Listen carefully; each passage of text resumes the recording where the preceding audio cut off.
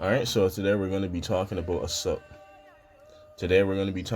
civil war in Southern Africa, one that was brutal, that ripped a nation apart, ripped families apart, and caused destruction, death, and degradation to a whole country in Southern Africa, one that has not recovered to this day.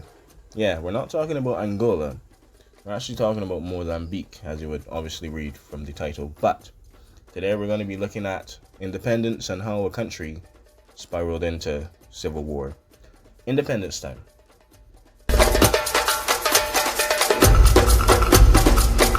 Portugal fought a long and bitter counterinsurgency conflict in its three primary African colonies of Angola, Mozambique, and Guinea-Bissau, from the early 1960s to the mid-1970s, 1974 to be specific, when they finally received independence following the Carnation Revolution. In Mozambique, the armed struggle against colonial rule was spearheaded by the Front for the Liberation of Mozambique, or Frelimo, which was initially formed in exile but later succeeded in wresting control of large sections of the country from the Portuguese. Frelimo drew its initial base of support primarily from Mozambican migrant workers and expatriate intellectuals who had been exposed to the emerging popularity of anti-colonial and nationalist causes overseas, as well as the Makonde and other ethnic groups in northern Mozambique, where Portuguese influence was the weakest. The bulk of its members were drawn from the Makonde workers who had witnessed pro-independence rallies in British-ruled Tanganyika before it became Tanzania. In September 1964, Frelimo commenced an armed insurgency against the Portuguese. Its decision to take up arms was influenced by a number of internal and external factors, namely the recent successes in the indigenous anti-colonial guerrilla movements in French Indochina and French Algeria, as well as the encouragement of contemporary African statesmen like Hamid bin Bula, Gabdul Abdel Nasser, and Julius Nyerere. Frelimo guerrillas initially received training primarily in North Africa and the Middle East, in countries such as Algeria, and with the Soviet Union and the People's Republic of China, they would provide military equipment, aid, and even training.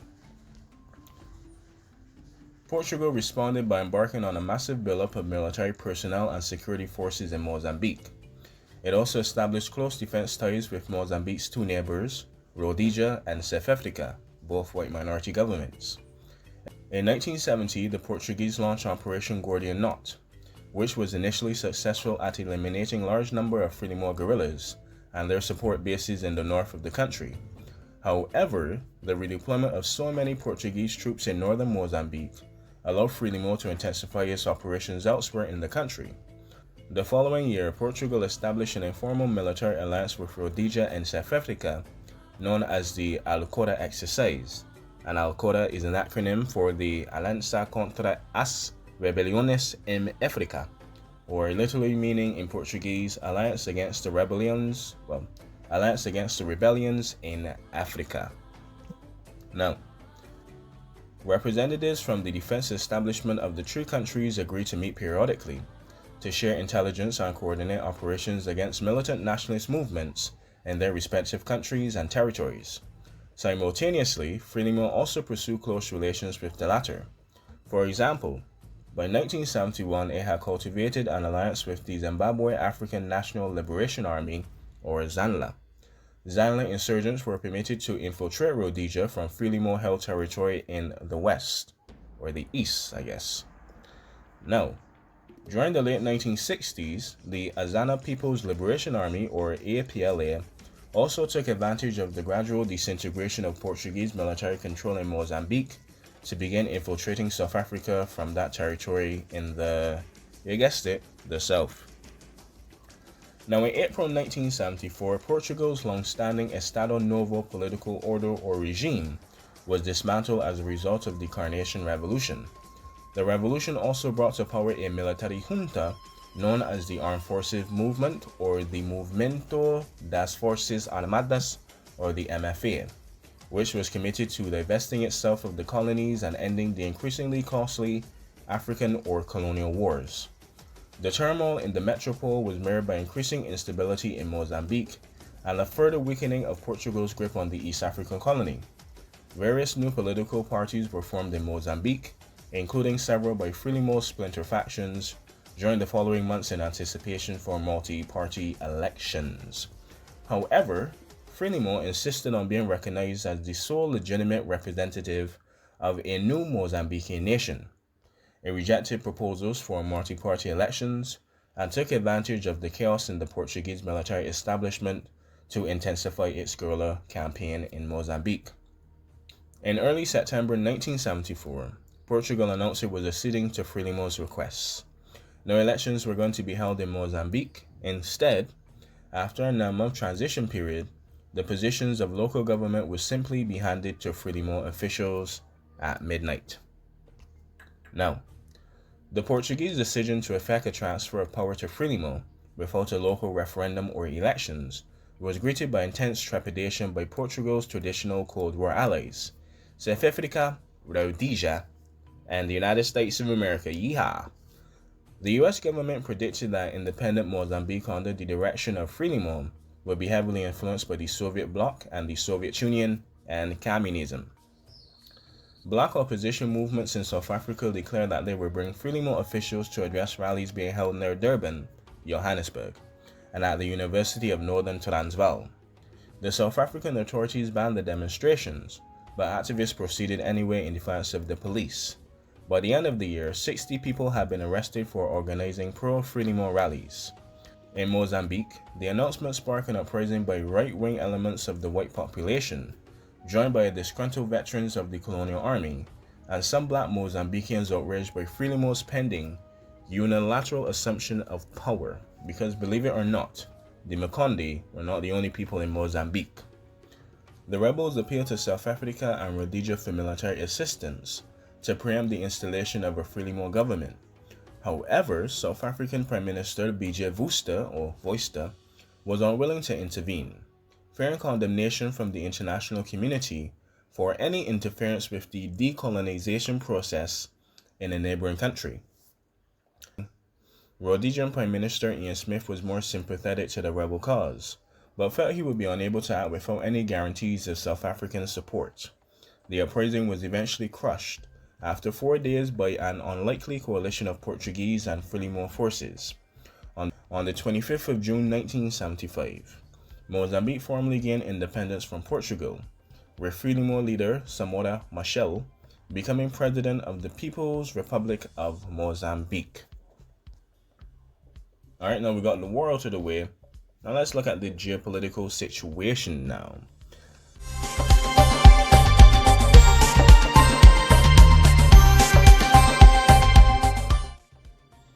The independence of Mozambique and Angola in 1975 challenged white minority rule in southern Africa. Firstly, the independence wars in Angola and Mozambique demonstrated that even with a great military resource and resources, it was virtually impossible for a small white minority to guarantee the safety of its members, let alone to exert control over a mobilized and antagonized and agitated population outside of the major population and power centers. The downfall of Portuguese colonial rule gave hope to black liberation struggles in then apartheid South Africa and white minority ruled Rhodesia, which was apartheid as well, but it's a more complex word story in Rhodesia. Second, in both countries, revolutionary socialist movements gained power. These movements have been cooperating with black liberation movements in South Africa and Rhodesia, and continue to openly support them, offering them a safe haven from where they could coordinate their operations and train new forces from. As President Machel put it in a speech in 1975, "The struggle in Zimbabwe is our struggle." The independence of Mozambique was especially devastating for white-ruled Rhodesia in multiple aspects. The Rhodesian armed forces lacked the manpower to effectively protect its 1,300 or 1,300 kilometer or 800-mile border with Mozambique against entering Zala insurgents. At the same time, the apartheid government and the Smith regime lost Portugal as an ally, and with it tens of thousands of soldiers that had been deployed in the Portuguese colonial war and across the border. Additionally, Rhodesia used Mozambican ports as their primary means of imports and exports, with over 80% of all imports passing through Maputo and Beira into heavily sanctioned countries like South Africa and Rhodesia. And Maputo and Beira are obviously ports in Mozambique. Well, Maputo is the capital city of Mozambique. The loss of these ports after President Michel declared sanctions against the country further weakened the already fragile economy of Rhodesia and angered Ian Smith and the regime as well.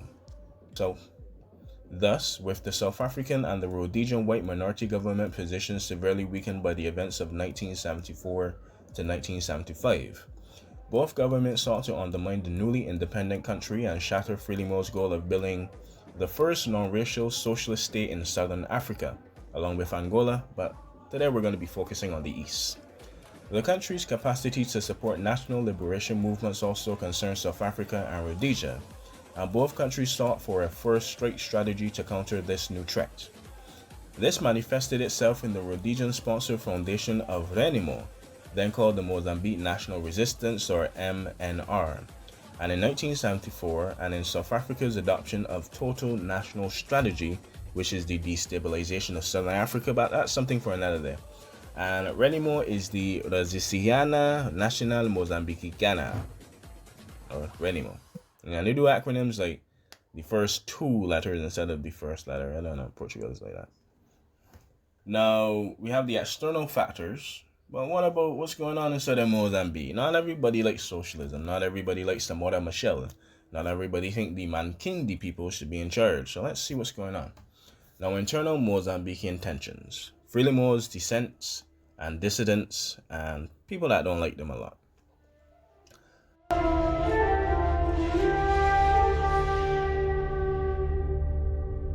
Now, as you know, soon after independence, Frelimo began Mozambique's transformation into a socialist one-party state.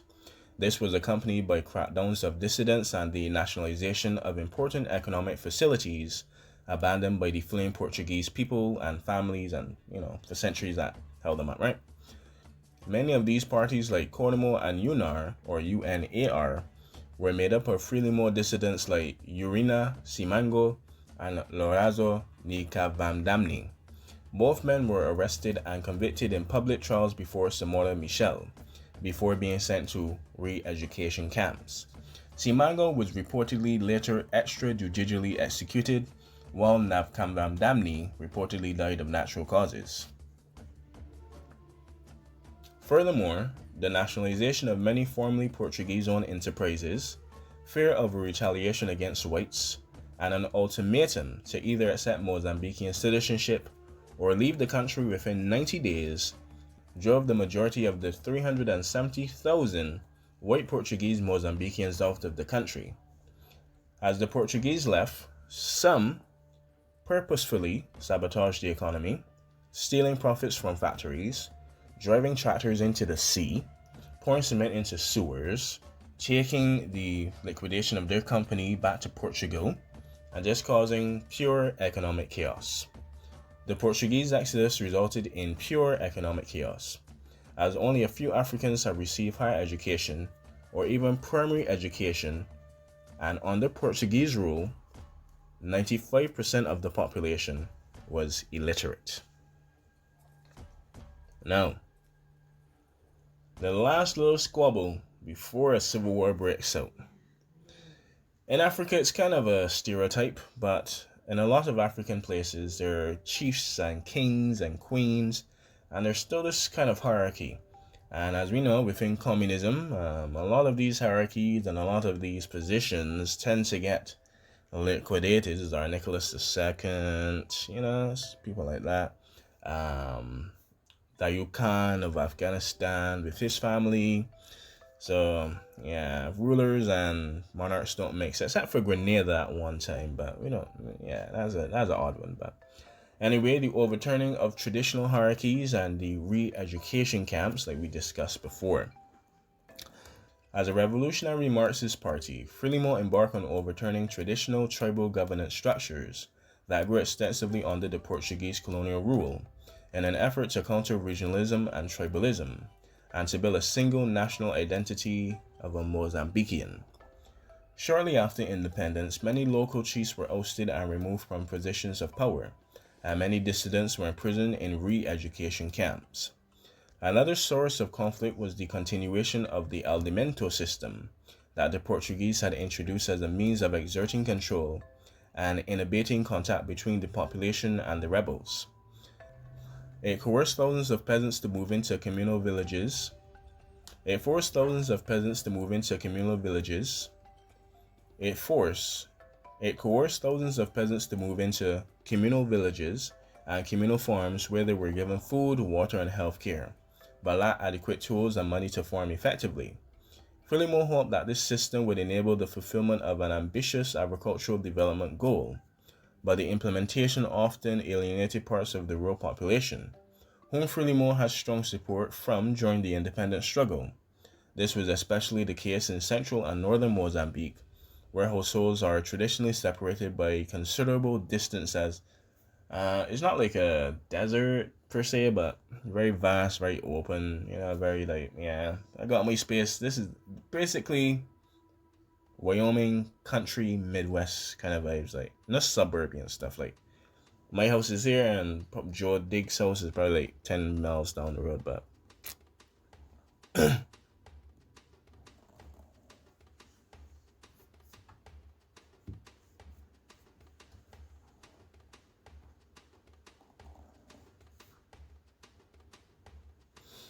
another source Another source of conflict was the continuation of the Aldimento system that was the port.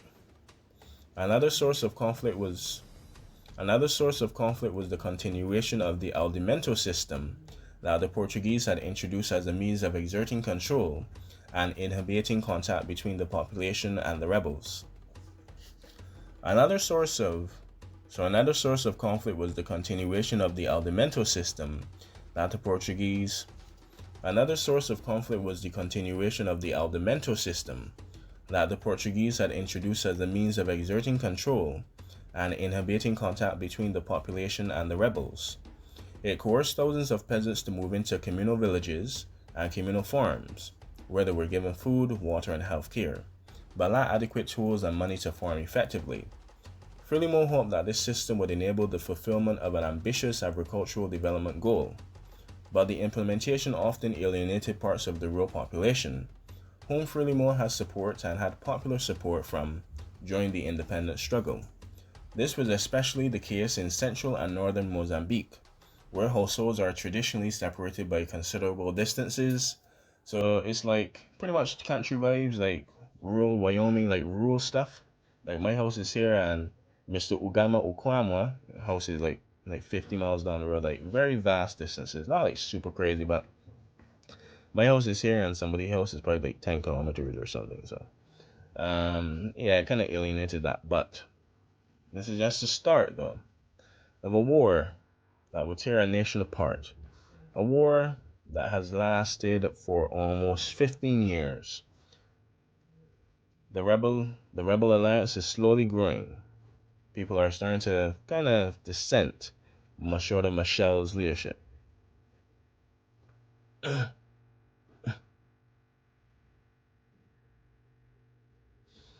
As a revolutionary Marxist party, Frelimo embarked on overturning traditional and tribal government structures that grew extensively under the Portuguese colonial rule, in an effort to counter regionalism and tribalism, and to build a single national identity in Mozambican.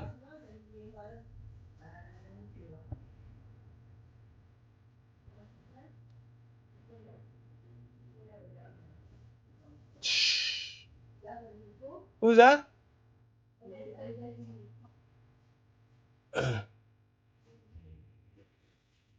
As a revolutionary Mark, Grand. As a revolutionary As a revolutionary Marxist party, Frelimo embarked on overturning traditional tribal government structures that were extensively under the Portuguese colonial rule, in an effort to counter regionalism and tribalism and to build a single national identity in Mozambican. Shortly after independence, many local chiefs were ousted and removed from positions of power, and many dissidents were imprisoned in re-education camps. Another source of conflict was the continuation of the alimento system that the Portuguese had introduced as a means of exerting control and inhibiting contact between the population and the rebels. It coerced thousands of peasants to move into communal villages and communal farmland, where they were given food, water, and health care, but lacked adequate tools and money to farm effectively, so kind of being subsidized. so kind of being subsidized. Frelimo hoped that this system would enable the fulfillment of the ambitious agricultural development goals that they had, but the implementation often alienated parts of the rural community, who Frelimo had the most popular support base from during the independence struggle. This was especially the case in central and northern Mozambique, where households are traditionally separated by considerable distance. And this is the eve, 1976. The last year Mozambique would see some peace. But in 1977, Mozambique would be thrust into a 15-year-long civil war, a war that has still had repercussions to this day and has actually flared back up only like a couple of years ago, but spoilers. But anyway, with that being said, hope you enjoyed, hope you learned something, and this is just part 1 of the Mozambique Civil War. Next week, we'll look at the course of the war from 1977 all the way up until the 1990s, so yeah, prepare for that one. So honestly, that one should be a little shorter since we actually have everything going on exactly to plan. But I mean, it'll still be a little bit long, but we pretty much did the pre-colonial, post-colonial, and we delved into the state of Mozambique. So we're going to see the course of the war next week. Hope you enjoyed, hope you learned something, and until next time, yeah, this is pretty good. Not bad. An hour of editing to do, but not bad. Not bad at all. Anyway, hope you learned something, and yeah, stay tuned for part 2.